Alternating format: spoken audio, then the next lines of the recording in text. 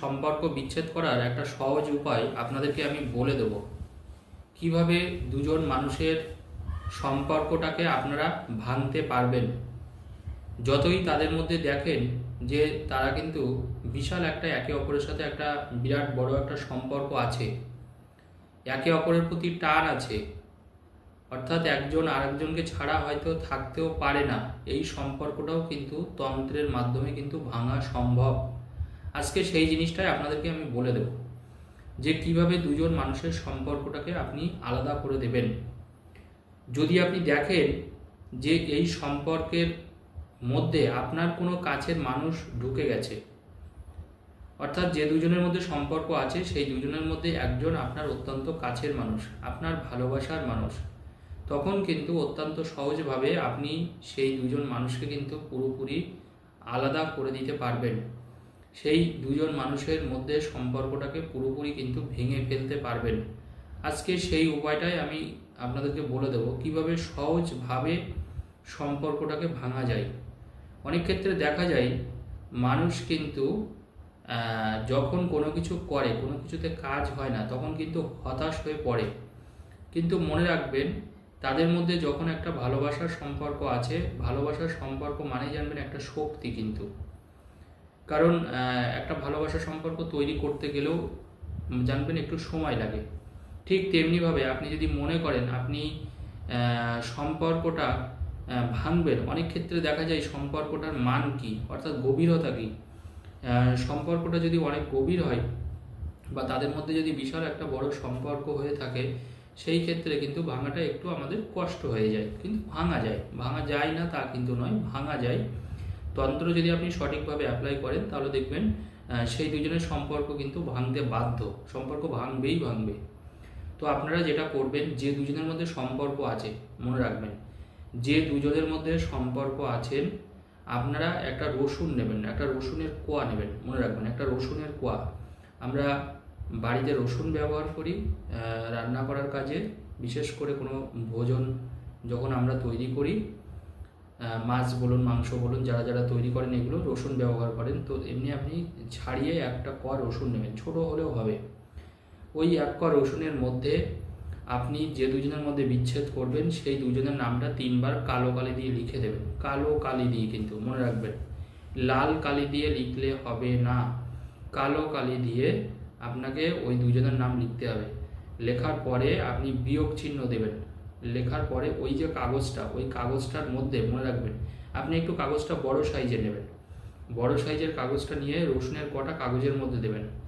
দেওয়ার পরে আপনি ওই রসুনের মধ্যে 2টো পিন পেরেক পুঁতে দেবেন। দেখবেন পিন পেরেক পাওয়া যায়, ছোট ছোট পিন পেরেক। এটা কিন্তু হার্ডওয়্যারসের দোকানে পাওয়া যায়, অনেকের বাড়িতেও বিভিন্ন ব্যবহারের জন্য এনে রাখেন।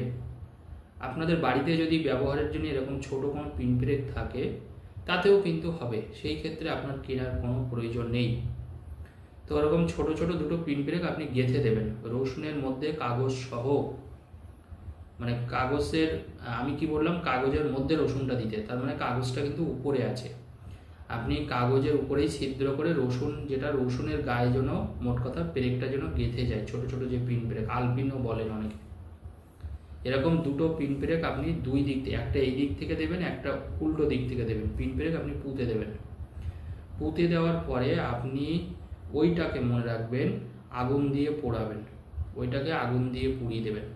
আপনাকে পরপর করে 3 দিন পোড়াতে হবে, পরপর করে 3 দিন পোড়াতে হবে। যখন আপনাকে এটা পোড়াতে হবে, মানে পোড়াবেন, তখন কার নাম করে পোড়াবেন?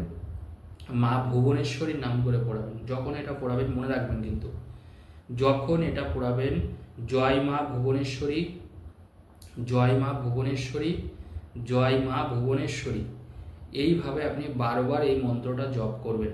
জয় মা ভুবনেশ্বরী, জয় মা ভুবনেশ্বরী, জয় মা ভুবনেশ্বরী, এইভাবে 10 বার, এই 12 বার মন্ত্রটা জপ করার পরে আপনি মায়ের কাছে প্রার্থনা করবেন যে মা এই দুজনের সম্পর্ক যেন পুরোপুরি চিরদিনের মতন যেন সম্পর্কটা নষ্ট হয়ে যায়, সম্পর্কটা যেন ভেঙে যায়। এটা আপনি মায়ের কাছে প্রার্থনা করে ওটাকে পুড়িয়ে দেবেন। ওই রসুনের কোয়া কাগজ সহ পিন পেরেক সহ পুড়িয়ে দেবেন। এইভাবে পরপর 3 দিন পোড়াবেন। এই প্রসঙ্গে একটা কথা বলি, পিনটা তো আর আলপিন তো আর পুড়ে যাবে না, গরম হবে শুধুমাত্র। পিন ব্রেকটা নিশ্চয়ই কখনো পড়ে না।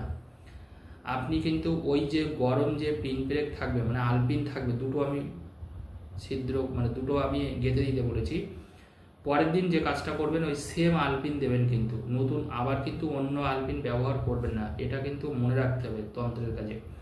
ওই সেম আলপিন ওই দুটোই কিন্তু আপনি আবার দেবেন, আবার একইভাবে পোড়াবেন, আবার একইভাবে ওই মন্ত্রটাও বারবার জপ করবেন, জয় মা ভুবনেশ্বরী জয় মা ভুবনেশ্বরী বলে।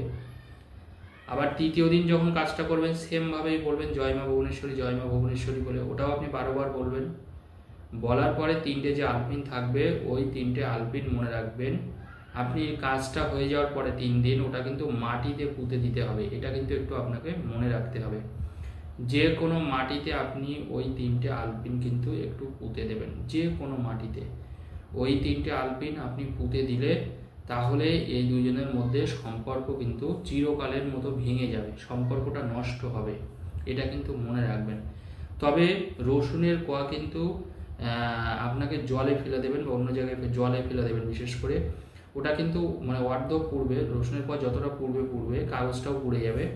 কিন্তু মনে রাখবেন শুধুমাত্র আলপিন দুটো নেবেন, মানে রসুনের কোয়া কাগজ কিন্তু প্রতিদিন আপনাকে নতুন নতুন কাগজে কিন্তু লিখতে হবে, এটা কিন্তু দয়া করে একটু মনে রাখবেন। আলপিন দুটো যেদিন আপনি প্রথম দিন পোড়াবেন সেম আলপিন আরও 2 দিন ব্যবহার করবেন। রসুনের কোয়া এবং কাগজ আপনি আলাদাভাবে নেবেন, মানে পরের দিন কাগজটা তো পুড়ে যাবে, কাগজ তো থাকবে না। রসুনের কোয়াটাও কিন্তু অনেকটা পূর্বে অর্ধ পোড়া হবে, অর্থাৎ ওইটা আপনি জলে ফেলে দেবেন, পরের দিনকেও সেম করবেন, জলে ফেলে দেবেন, ব্যাস, তাহলে কিন্তু আপনার কাজ হয়ে যাবে। কোনো চিন্তা করার কোনো প্রয়োজন নেই।